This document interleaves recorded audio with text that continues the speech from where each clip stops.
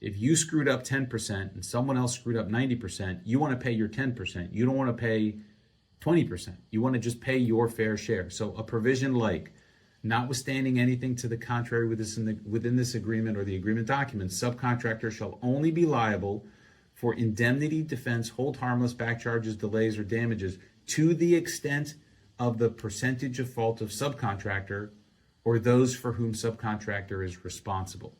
Sounds pretty simple, but trust me when I tell you, many contracts that you sign attempt to make you potentially more responsible for your percentage of fault than just your percentage of fault. So we want to clarify that and make sure it's abundantly clear.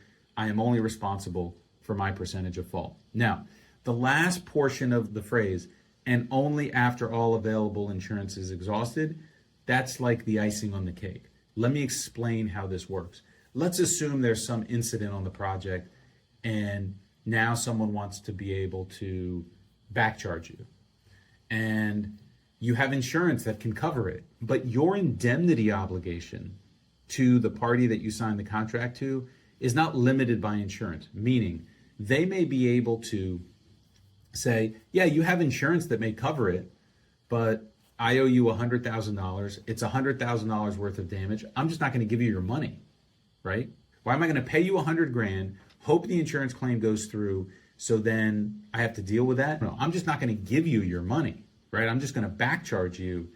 So adding and only after all available insurance is exhausted, the intent of that is to say, hey, if you owe me $100,000, you need to pay me the $100,000 until all insurance is exhausted. I'm not saying I'm not responsible. If I'm responsible, I'm going to deal with it. But I pay a lot of money for insurance. Let's give the insurance an opportunity to do something, right? We'll make the claim. They'll send an adjuster. That may take 30, 60, 90 days. In the meantime, you got to keep paying me, right? So adding language like, and only after all available insurance is exhausted, that's the point. Now, they may say, well, we're not waiting for your insurance company to actually fully exhaust the claim.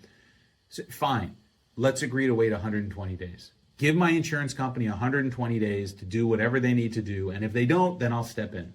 So again, what we're trying to do in the contract is make it less one-sided in the other side's favor. Because generally their agreement says if they're nervous, if they're concerned, they're just going to hold your money.